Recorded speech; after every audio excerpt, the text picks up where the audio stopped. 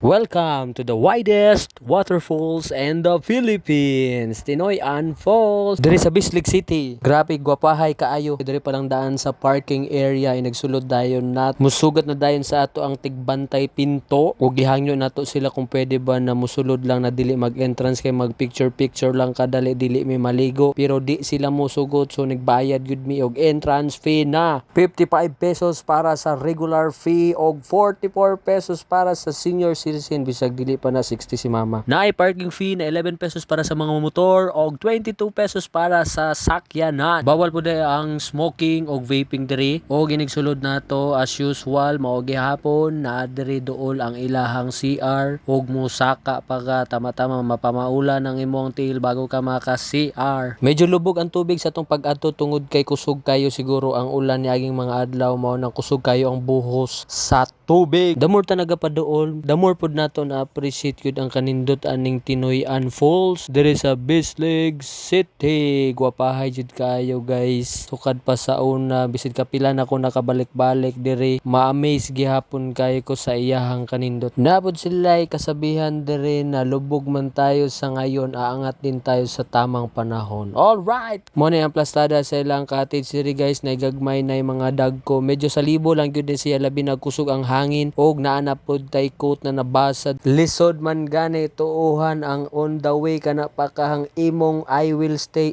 Na nagyud ta dool sa waterfalls. Grabe gwapahay jud kaayo guys. Dako ay lapaday. Alright, so muna ni ang pinaka the best na spot na pwede picturean. Medyo sa libo lang yun ni dire, so expect mo na mabasa mo pag naana mo dire. Napod sila ay mini pool dire para sa mga bata na dili pwede sa lalo. Medyo lubog lang yun siya guys kay kusog manggod ang agos sa tubig pero limpyo yun gihapon na siya. Nagpaduol pa yun ta guys para mas ma-appreciate nato ang falls no. Sa atong pagpaduol, grabe na klaro yun nato guys na nagtuwad-tuwad.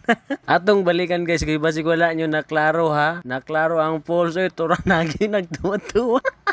Sorry lang.